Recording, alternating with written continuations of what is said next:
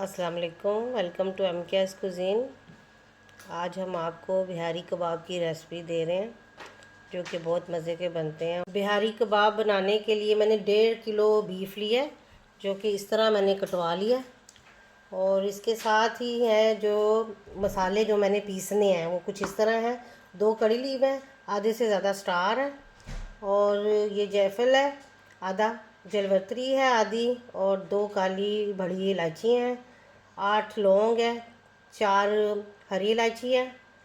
اس کے ساتھ ہے ثابت زیرہ جو کہ 2 ٹی سپون ہے، 1 ٹی سپون کالی مرچیں ہیں، آدھا ٹی سپون کالا زیرہ ہے، اور اس کے ساتھ خشخش ہے جو کہ 2 ٹی سپون ہے، ثابت دھنیا ہے 2 ٹی سپون، اور پنچ میں نے 1 پنچ لی ہے جو کہ اجوائن کی ہے، اور یہ دال چینی میرے پاس نہیں تھی تو میں نے اس کا پاؤڈر لے لیا ہے، اور 1 ٹی سپون میں نے لی ہے سونف، اور اس کے ساتھ ہی ادھر ہے پیاز ہے جو کہ فرائی ہے 4 ٹیبل سپون، اور 2 ٹی سپون ہیں پپریکا پاؤڈر کے، 1.5 ٹی سپون سالٹ ہے، اور 1 ٹی سپون ہے سرخ مرچوں کا، اور 1 ٹیبل سپون لیمن ہے، اور پھر میں اس میں 4 ٹیبل سپون ڈالوں گی یوگرٹ کے، اور اس کے ساتھ ہے پپیتا جو کہ میں 1 ٹیبل سپون ڈالوں گی۔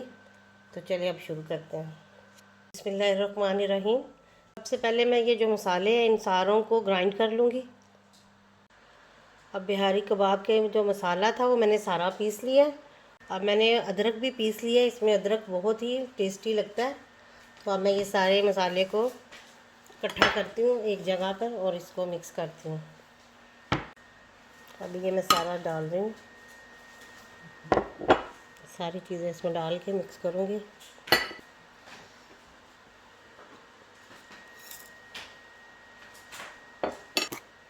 یہ پپیتا کی جو پیسٹ ہے وہ بھی 1 ٹیبل سپون ڈالوں گی، اس سے ذرا گوشت جلدی گل جاتا ہے، اور 4 ٹیبل سپون میں اس میں یوگرٹ ڈالوں گی بھر بھر کے۔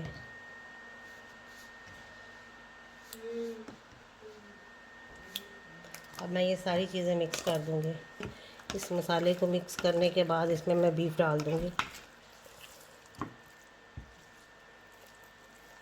اور میں نے اس کو 1 رات کے لیے رکھوں گی، کل میں بناؤں گی، لیکن آپ 1 گھنٹے بعد بھی بنا سکتے ہیں، یہ آپ کی اپنی مرضی۔ اگر آپ کو جلدی چاہیے ہو تو آپ جلدی بھی بنا سکتے ہیں، لیکن میں اس کو کل صبح بناؤں گی۔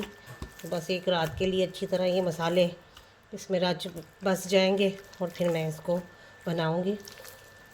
یہ بہت مزے کے لگتے ہیں، آپ ضرور ٹرائی کیجئے گا، اور اگر میری ریسپی پسند آئے تو میرے چینل کو سبسکرائب کریں، شیئر کریں، اور اگر کوئی ریسپی چاہیے تو پلیز بتائیں تاکہ میں آپ کے لیے وہ ریسپی لے کر آؤں۔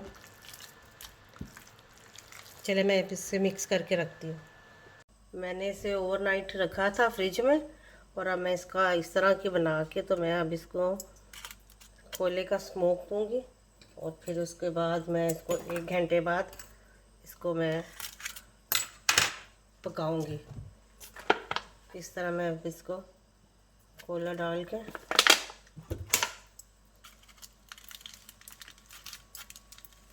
تاکہ اس کا سارا سموک چلا جائے، فلیور اچھا آئے گا۔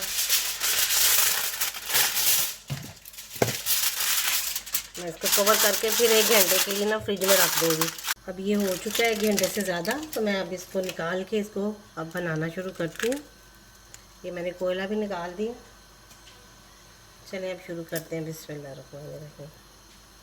میں اس کو اس طرح لگا کے اور فرائی پین میں رکھ دوں گی تھوڑا آئل ڈال کے، اس طرح آپ اسے جیسے چاہیں بنا سکتے ہیں، ویسے ہی فرائی پین میں بھی ڈال سکتے ہیں۔ فرائی پین میں نے تھوڑا سا آئل ڈال دیا، اور اب میں اس کو رکھنا شروع کر رہی ہوں اس طرح۔ یہ دیکھیں اس طرح، یہ آہستہ آہستہ میں سارے اس میں ڈال دوں گی۔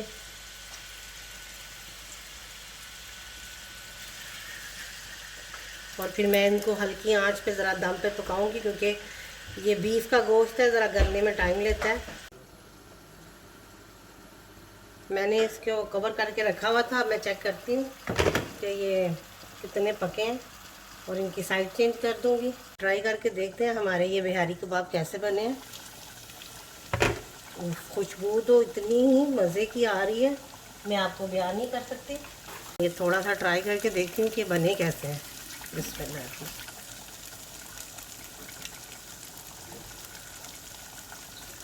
زبردست بنے ہیں، آپ ٹرائی کیجئے، آپ کو میری یہ ریسپی بہت پسند آئے گی۔ اور نمک مرچ آپ اپنے حساب سے ڈالیں، کیونکہ ہر ایک کا ڈیفرنٹ ٹیسٹ ہوتا ہے، لیکن یہ بہت مزے کے بنے ہیں، آپ اسے ضرور ٹرائی کیجئے گا۔ اور میں ابھی ڈش آؤٹ کرتی ہوں۔